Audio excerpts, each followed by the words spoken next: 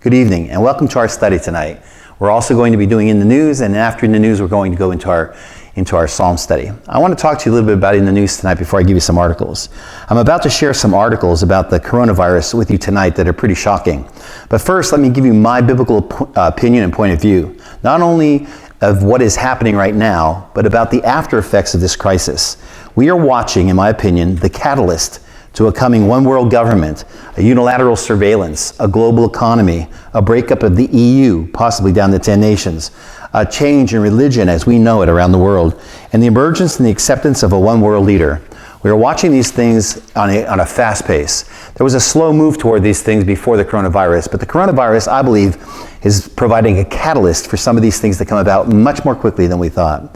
Let me start with some of it in the news to talk to you a little bit about the New World Order. President Trump says coronavirus peak in death rate is likely in 2 weeks, and he extends social distancing guidelines through April 30th. Speaking at a contentious White House news briefing on Sunday that involved testy standoffs with multiple reporters, President Trump declared that the peak in death rate in the coronavirus pandemic is likely to hit in 2 weeks. And he actually said that that peak would be somewhere in the neighborhood of 150,000 to 200,000 deaths. They said that that's with all of our social distancing.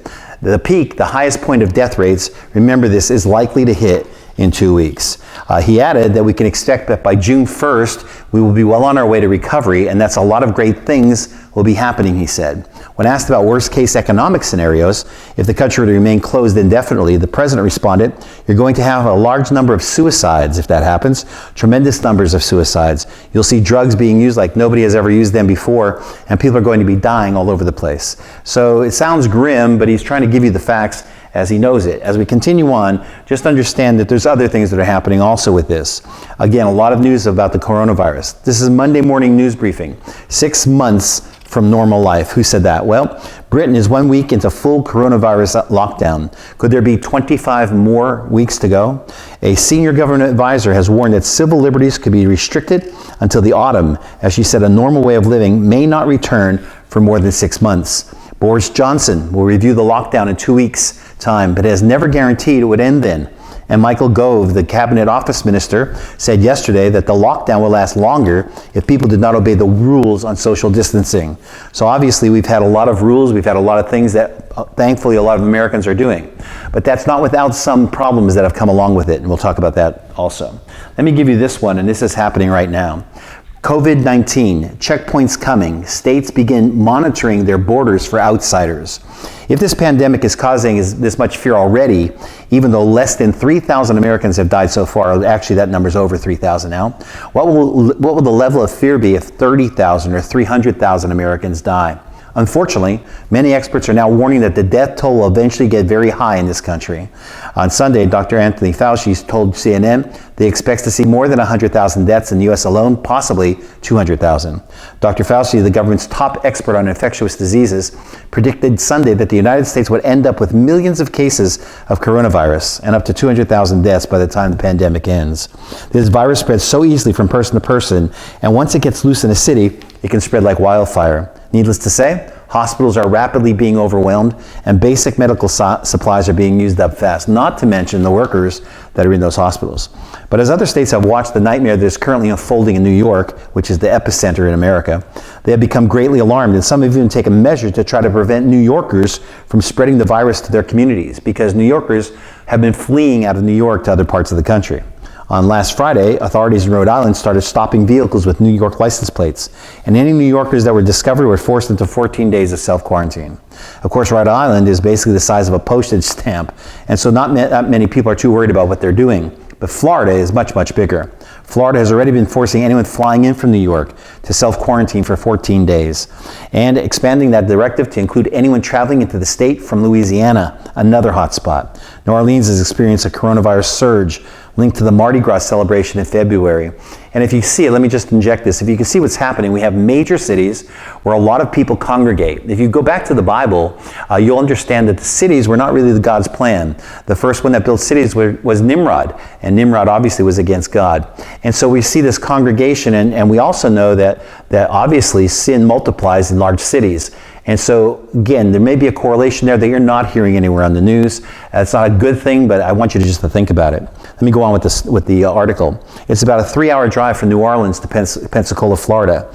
And Panhandle officials have expressed concerns to the governor of Florida about travelers fleeing the Bayou State and carrying the virus to Florida. In fact, a highway checkpoint has already been set up on Interstate 10 so that police can monitor who is coming into the state. In the days ahead, many more states may start implementing such measures. And so again, as I inject a little bit for you tonight, so of course all these things are necessary, we understand that. But the major implication is think about how much overreach now the government has to protect us, for sure, but think about the ability to say that you're sheltered in your home, you can't leave one state to another. There's a lot of things that are impinging on our personal freedoms, and I understand why, I'm not against that. But I'm telling you that I wonder how used to they'll be doing that if the coronavirus dissipates. As I continue to go on, just let me give you this one that goes right along with that. COVID-19, Big Brother, mass surveillance is only just beginning. This article is kind of hair-raising. The app creates an index. There's a new app out, ranked from A to F for whether people are staying home or not. So if you have a smartphone, they could tell whether you are staying home or not by pinging your smartphone. As of March 23rd, the app ranked the U.S. with a C, detailing how many people in the United States are ignoring calls by the federal and state governments to stay home and community spreading. So that phone that's become so part of us and so integrated into our lives can now obviously pin where you are, and the government has access to that. So they know if they tell you to quarantine, or they're going to be, such as New York City, or they're going to find you if you're out in the streets, they know when you've been out in the streets. They know where you're walking, where your phone's going. As of March 23rd, the top 5 states where citizens were practicing the best social distancing was the District of Columbia, Nevada, New York, New Jersey, and Alaska. The bottom 5 states were Idaho, Montana, North Dakota, South Dakota, and Wyoming. The fact that they have that information so quickly can tell you how easily it's accessible to them. Unicast is just another example of how technology is being deployed as mass surveillance tools to combat this virus. Several other examples of companies and governments extracting data from citizens for surveillance purposes to support quarantines have been monitoring social media posts and facial recognition databases. Ghost Data, a big data analysis firm, collected 500,000 Instagram posts in March, mainly from hard-hit virus regions in Italy that are in lockdown. The company was able to run facial recognition software on all images to identify people who are violating the country's quarantine orders. Let me step away from the coronavirus before I finish this in a moment. Now think about that. We understand the logistics of that right now. We understand the protective measures because of the coronavirus. But as Christians, you and I know that there's going to be an Antichrist coming one day that's going to number people. So if the governments already have an ability to find out who's by who and who's next to someone, that would be a very easy way for him to track anyone down. So we're watching something exciting. We're watching the gears start to gear up for something that we know has been coming for a long, long time. Another technology company has joined the effort to support big governments in their quest to enforce full lockdowns with high-tech tools is telecommunications firm Vodafone. The company is giving European governments heat maps of location data to track mass gatherings. So you've seen those. You've seen the infrared maps where you can see a whole bunch of people and they can show there's many that are there. Imagine if the church had to go underground. Imagine if the church was persecuted. Imagine once this is done, the government can easily access where a group of people are. That, my friends, is something that is pretty scary when you think about it. The World Health Organization has widely supported the actions by governments to tap technology companies to unleash mass surveillance programs to fight the virus. So everyone's on board with this. And again, I want to reemphasize, in case anybody gets me wrong, I understand why they're doing it. I understand to control the coronavirus. But my question is where does this go after the coronavirus? However, monitoring the populace will, through invasive technology tools, will erode whatever freedoms people of the West have left, and will risk ushering in a more permanent dystopian surveillance system like China's. That's a secular article, and they see it very, very well. They're absolutely right. Let's go a little bit further, and let's talk about the EU, which we know the EU, just to give you a little understanding of it, European Union used to be the common market. When it first came out, people thought it was the beast. They thought it was the 10-nation confederacy, the revived Roman Empire. It quickly went to 27 nations, and people wondered how it fit into biblical prophecy. Revelation tells us that there will be a revived Roman Empire of 10 heads. And so we know that there's going to be at least 10 nations that are going to come together.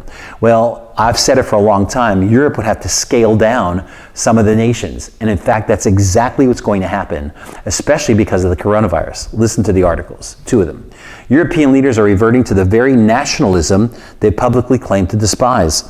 Ever since the threat posed by coronavirus came into focus, Europeans have displayed precious little of the high-minded multilateral solidarity that for decades has been sold to the rest of the world as a bedrock of European unity. So the EU, what that is saying is this: the EU was trying to tell the world that this is the plan. We bring all these nations together, we drop all the borders. It's a type of globalism type of thing. But listen, in recent weeks, EU member states have closed their borders. They've banned exports on critical supplies, and they've withheld humanitarian aid. The European Central Bank, the guarantor of the European single currency, has treated with unparalleled disdain the Eurozone's third largest economy, Italy, in its singular hour of need.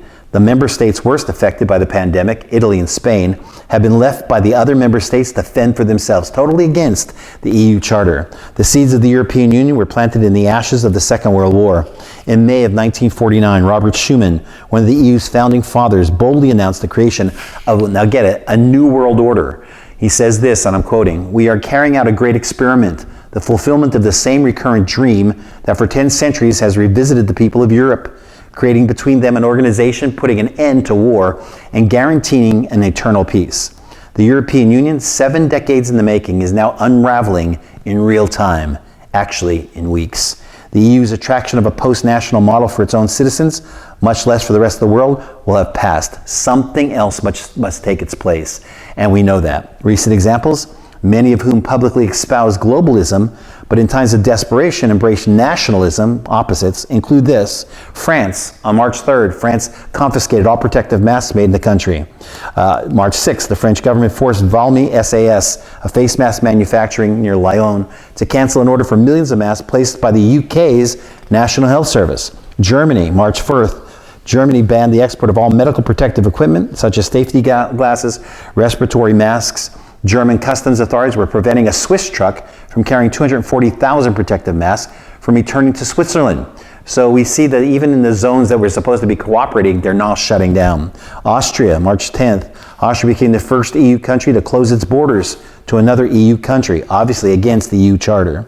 Austria's decision threatened to undo the so-called Schengen area, which entered into effect in 1995 and abolishes the need for passports and other types of control at the mutual borders of 26 European countries. I won't read you all of the things they've done, but let me just read you some of the countries of the European Union that have been closing their borders or shutting themselves off to other European countries. Slovenia in March 11th did it. The Czech Republic in March 12th did it. Switzerland in March 13th did it. Italy on March 13th. That's through the central bank president, Christine Lagarde. She dismissed calls by Italy for financial assistance to help it cope with the pandemic.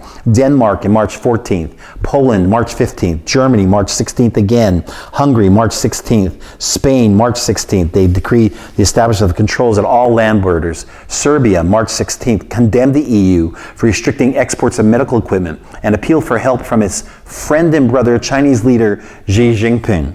Czech Republic on March 17th, they seized 110,000 face masks that China had sent to Italy. Germany, March 18th, Chancellor Angela Merkel, in a rare televised speech, urged all Germans to obey the rules. Merkel's address to the nation was the first time in nearly 15 years in office that she's spoken to the country other than in her annual New Year's address. She did not mention the European Union or other EU states. So what's going on? My question is this. If it dissolves, and it's going to dissolve, it's not going to dissolve after the coronavirus. It's not going to dissolve completely. I believe you're going to see some nations arise, some nations pull out of the EU, and maybe then we'll see the prophecy fulfilled with these 10 blocks of nations that will come together. So again, coronavirus is the catalyst to do it. Let me give you another article on the same thing that talks about the EU could be killed. COVID-19 is wreaking havoc everywhere, and especially in Europe. While the corona pandemic threatens global economies, experts say it will tear apart the European Union. Financially strapped Italy is on the front lines. with viral infections and deaths, and much of the rest of Europe is not far behind. What will happen if 3 or 4 or 5 or more national economies within the EU suddenly decline? Can the EU survive such a financial strain and stay together? What will happen when a number of European nations exceed the debt threshold set by Brussels? Experts expect the virus will create an even greater financial divide between Northern and Southern Europe. And man, that's where it might be. We might see them separate, and you might see that southern part of Europe, which would have Rome included in it, become part of that 10-nation confederacy. So instead of working in unison, this article says, European nations are applying health constraints haphazardly and closing borders, as I've told you just recently, to each other, erasing the freedom of movement guaranteed to EU citizens. Another serious issue is the level of control some European governments are assuming under the current extreme conditions. For example, Hungary's nationalist government submitted a draft law to Parliament on Friday that would enable it to rule by decree for an unlimited period of time, citing the corona emergency. And Hungary may be just the beginning. Opponents fear that once authoritarian measures are taken, they'll be difficult to remove even after the crisis ends. Let's underline that. This is what I'm talking about. It's after the crisis ends. What has been put in place that will stay in place? Goes on to say the pandemic is pushing European states toward a greater nationalism. As one source noted, what the coronavirus crisis reveals is that the member states of the European Union are failing. While such revelation might not spell the immediate end of the European Union, they certainly raise questions about the point of an organization that pledges solidarity as a founding principle, but abandons that principle in the moment it is most called for. The book of Revelation reveals that 10 kings or rulers, as I've told you, will eventually give their power and their authority to a single entity in Europe that is referred to as the beast. If you want to see where that is, it's in Revelation chapter 17, verse 12 to 13. And times such as these demonstrate how quickly, and that's my point tonight, some conclude that desperate times call for desperate measures. The COVID-19 crisis could contribute to a situation in Europe that will pave the way for end-time prophecies to be fulfilled. Let me go a little bit further and tell you what's also happening on the global scale. Growing call for a one-world government in response to viral outbreak. Former UK Prime Minister Gordon Brown has called on world leaders to, now get this, to form a temporary global government in response to the crisis. Now remember, when we're talking about a global government, we know that's the eventual outcome in Revelation. So anything we're seeing now is applied temporarily, obviously, because of the coronavirus. Again, hitting my premise that this is a catalyst to the things we know. So can you say one world government? Because that's what he's calling for. The G20 is made up of 19 countries and the European Union. He says this is not something that can be dealt with one country.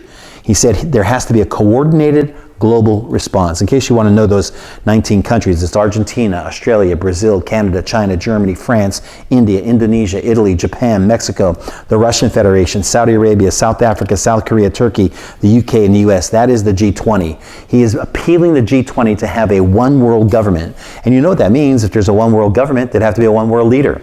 Brown said a task force can make sure the efforts of central banks were coordinated.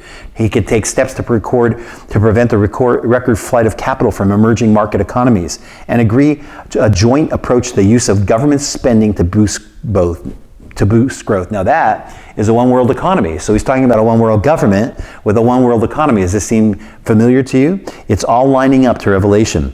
Brown said it should be clear to the world leaders that there was no possibility of a go-it-alone approach working.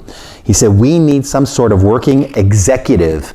Now what do you think? A global government, a one-world government with a one-world economy and a one-world executive. You know the name for that one-world executive? How about the name Antichrist? English writer Lawrence England found Brown's advocacy more disturbing than naive. He says Gordon Brown doesn't get it. He tweeted in response, the one world government is about sheer power over populaces, not about helping people. They want a world of slaves. He was a key Bilderberg attendee, and you need to do a little research on the Bilderbergs. The Bilderberg meetings have been used as a forum for world elites since 1954 to further their vision for the world, but no one is allowed to reveal who said that. At 2009 London Summit for the G20, Brown said this, I think the new world order is emerging. This is in front of 20 nations and their leaders, is emerging, and with it, the foundations of a new and progressive era of international cooperation. Wow. The coronavirus may be nothing more, as I said before, than the catalyst to a new world order. Let me repeat that, because it's my opinion. The coronavirus may be nothing more than a catalyst to a new world order. Let me give you another one. Growing calls for one world government response to the virus. It goes on. Christian prophecy experts have long warned that the book of Revelation reveals the eventual formation of a one world government. Will the coronavirus be a stepping stone to the fulfillment of that prophecy? Or is it a much larger event to happen known as the rapture? And that's what we used to think. It was the rapture that was going to make the world coalesce as one. But the rapture is coming, make no mistake about that. But maybe we're seeing the protocol of that one world government in this crisis that's a world crisis. There's a lot of things happening out there that we need to really be aware of. Let me give you a little bit further and go on and tell you a little bit about this. Let's stay on that. A group of Democratic senators, I'll go to economy right here. Everybody knows who that is, Bernie Sanders. Listen well, in the midst of this virus and this world pandemic, a group of Democratic senators have called for the United States Department to review its policy and give funding to the Palestinian Authority and Hamas. Democratic Senators Bernie Sanders, Elizabeth Warren, Patrick Leahy, among others, sent a letter to Secretary of State Mike Pompeo requesting that the government reverse its policy and resume giving monetary aid to the Palestinian Authority in Judea and Samaria and the Hamas-led government in Gaza. We are concerned, they said, that the administration is failing to take every reasonable step to help combat this public health emergency in the Palestinian territories, the letter said. I'm going to inject something that I want to talk about. We know that Bloomberg was running for presidential candidate in the Democratic Party. We know he's a billionaire, multi-billionaire. He has recently given $19 million to the Democratic Party. If he's so concerned about our world and about running and helping people, especially in New York, he's a New Yorker, why did he not give that $19 million to help the coronavirus? Why are they now talking about giving money to the Palestinians, which we know where it goes, and I'll tell you in a moment, when they won't even invest in their own country? This is the sham of the Democratic Party. They want to make some political agenda out of this, and their own logic doesn't do anything to help it. It goes on to say this: the Democratic politicians seek to squeeze $75 million in aid to the Hamas-led government in Gaza and the PA in Judea and Samaria under the guise of the FY 2020 Appropriations Act. So they're pork barreling. They want to put these on the next stimulus. In 2016, the PA paid out $303 million in stipends and other benefits to families of martyrs. The funds are distributed by the Palestinian Liberation Organization, the Fatah. The families of convicted Palestinians serving in time in Israeli prisons receive $3,000 or higher per month, higher than the average Palestinian wage. So they don't get money like our stimulus is going to give to people with families, $1,200 a person to get over an economic problem. They give money to families who someone in their family has either killed or tried to kill an Israeli. That's really pretty horrendous.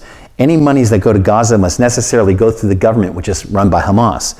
And Gaza receives billions of dollars of humanitarian aid, much of which is usurped by the Hamas government for use in terrorist infrastructures. Sanders, running for Democratic nomination to run for president in November, his support of the move is consistent with his campaign platform. In October, he said that part of the annual U.S. military assistance should be used to leverage Israel to fundamentally change its relationship to the people of Gaza. In other words, blackmail Israel. Don't give them money unless they do this and this and this, with some of the aid being immediately diverted. So again, we're watching the true colors come out. We're watching the colors come out of the Democratic Party, as instead of getting on board with what's happening here, they are naysaying, they are talking about adding things in that has nothing to do with the coronavirus. So again, we're watching those true colors come out. Let me give you a little bit more. This one is under religion. And we have a couple under religion today. This one says, dangerous trend. Media is blaming evangelicals for spreading COVID-19. Several media organizations are now focusing on how several large megachurches around the country continue to meet, especially in New Orleans, where the virus is now considered a hotspot. With President Donald Trump announcing on Sunday that his administration was extending the social distancing guideline last Sunday for the entire month of April, watch the focus on churches to continue to get increased scrutiny in the press. New York City, another hotspot. Mayor Bill de Blasio has already warned pastors to shut down their houses of worship or else. The mayor said the police department, fire department, and building inspectors will force congregations to disperse if they are found holding worship services this week. Now again, we all understand about meeting together, and we understand the rules that are coming out, but just follow through the logic in this. Any congregation that refuses to comply with the mayor's order could face fines or have their buildings permanently closed. Such orders are reinforcing the public consciousness that Christians are in part to blame for the rapid spread by refusing to stop meeting at churches. As emotions begin to run high, don't be surprised if other localities begin to issue orders such as New York has done in regards to church closures, which in turn will spread the mindset that if you need someone to blame other than politicians, those Bible-believing Christians are next in line. The media has often associated evangelicals with support for Trump, and now some are taking direct fire at the association in spreading the blame. The New York Times ran a disturbing piece last week with the title, and I would never tell you this unless I found this New York Times article. The title said, "The road to coronavirus hell was paved by evangelicals." It's subtitled, "Trump's response to the pandemic has been haunted by the science denialism of his ultra-conservative religious allies." According to Catherine Stewart, the author of the article, Donald Trump rose to power with the determined assistance of a movement that denies science, bashes government, and prioritizes loyalty over professional expertise. And by the way, she's talking about me, and I take offense to that. I do not deny science. I do not bash government. I bash people who are against us, and I don't prioritize my loyalty over expertise. Trump has surrounded himself with experts, but that's not enough. In the current crisis, she said, we are all reaping what the Christian movement has sown. Anti-God all the way down the line. Other articles in the media have already showed the seeds of such divisiveness when the White House previously released a picture of the Vice President praying with the coronavirus task force in his West Wing office. After the task force prayer photo began circulating on social media, it didn't take long for some of the political left to mock the prayer or to take offense to it. Hermit Mehta, who writes for Patheos.com, friendly atheist blog, wrote, "It's not a joke when people say these Republicans are trying to stop a virus with a prayer. What else did anyone expect?" Mehta asked. Science? Reason? Something sensible? Of course not. If this virus truly becomes a pandemic, we're at the mercy of people delusional enough to think their pleas to God will fix the problem. So again, Christian bashing at its worst. Dr. Angela Rasmussen, a virologist at Columbia University, also criticized the prayer. Quote, "I have yet to attend a scientific meeting that begins with prayer," she wrote. Maybe she should. Thomas Chatterton Williams, is a writer with the New York Times Magazine, shared the photo on Twitter and commented that we are all so, and it's an expletive that I can't tell you about. So we're seeing a lot of ramifications that are coming out of this, a lot of true colors. Let me give you a little bit more as we go on. That was that one. Church leaders urged to prepare for a long-term shift in how people worship amid pandemic. Denominational executives are urging pastors to protect their mental health as well as prepare for a long-term shift in the way the church, that should be that picture, the way the church worships as the world struggles to respond to the new coronavirus pandemic that currently has no cure. Let me inject something here. The church is going to change. We also obviously know that church offerings are down. We obviously know when people are there, they give. When they're not that many give. So churches are going to have to change a lot of things they're doing. And I'm not sure all of that's bad. Maybe some of that's pretty good. But they will have to change. Doug Clay, General Superintendent of the Assemblies of God, said their mental health committee recently polled their pastors on advice for other pastors during the pandemic, and they developed a 9-point list of best practices which they are now circulating among their leaders. At the top of the list, pastors were asked to be mindful of their boundaries. So again, as we watch religion start to get shaped through this, we know that there's going to be a one-world religion, and we know somehow down the line the coronavirus is doing something to accelerate that. Let me give you this one. This is Franklin Graham. He says to Andrew Cuomo, "What about babies' lives?" Obviously, Andrew Cuomo is on television every day with his briefings. He looks like he's going to be a front runner if they have a contested Democratic election convention, and he is now being touted as the one that would step in. Personally, he's a lot more with it than Joe Biden is, so I'm not against that. But listen to what Evangelist Franklin Graham said. Evangelist Franklin Graham is urging New York Democratic Governor Andrew Cuomo to think about his declaration amid the coronavirus crisis, that human lives, he said, are not expendable, Cuomo did. Shouldn't that also apply to babies? Graham asks on Facebook in response to Cuomo saying at a daily briefing, quote, "My mother is not expendable, your mother is not expendable, our brothers and sisters are not expendable, and we're not going to accept a premise that human life is disposable." Graham commented, "I agree with Governor Cuomo on a high value of life and applaud his efforts to defend lives from the coronavirus. Yet he signed a law that legalizes abortion up to birth for nearly any reason." Great point. Amidst all this shaking that's going on, economically and globally, let me give you a little bit else that's happening. We watched it last week. We saw 7.1 outside the islands of Russia, the eastern part of Russia, 7.1 earthquake that sent a tsunami warning to Hawaii that was later called off. And now this, earthquake shakes Boise, Idaho, 6.5 magnitude. That is Idaho's second strongest quake ever. There were at least 20 aftershocks, 6.1, 4.6, 4.4. According to a past Idaho statesman research, the magnitude of 6.5 quake would be the second largest in history. So we are watching a whole lot of things shaking. Paul told us that the world is travailing in pain, and it is going through the birth pains. Let me remind you that birth pains for a woman, they get faster and stronger the closer she gets to deliver. Our world is about to be delivered. Let me give you something that's pretty interesting also on this. It's getting lost with the coronavirus, but this is the growing Locust Crisis. The Guardian reports that tropical storms have provided moisture to enable locusts to thrive in the arid North African desert. Storms that usually move through the region quickly have stayed longer and have become more frequently. A single tropical cyclone can increase locust reproduction 400-fold, but the recent duo of tropical cyclones resulted in an 8,000-fold increase in locusts. The United Nations Food and Agriculture Organization, FAO, has warned that the vast swarms threaten the food security of 25 million people. Listen to what's happening around our planet. The FAO's Locust Monitoring Service has located storms in at least 10 countries over recent months. One swarm recently reported in Kenya covered an area the size of Luxembourg. The fighting in Yemen and Somalia has made the situation worse by hindering locust control efforts. The current outbreak is affecting 15 nations in Northern Africa, the Middle East, and South Asia. If severe storms continue in the region, the likelihood of more devastating locust outbreaks remains high. Jesus warned us. He said, famines and pestilences will go hand in hand at the end of the age, Luke 21:11. And the book of Revelation warns that famine will contribute to the deaths of unprecedented numbers of people at some point in the future, Revelation 6:5-8. This devastating locust outbreak provides students of God's Word with an insight into how some Bible prophecies could come to pass in the future. So before I give you my last article, I want to tell you about this. People have been calling me, obviously a lot, asking me, what is this? What's going on? We've done some tapings of some questions that will be aired. One's actually being aired right now as I'm speaking at 6:30 from the Healing Place, then another one tomorrow night, another one the night after, answering some of the questions. They're asking me, is this the last days?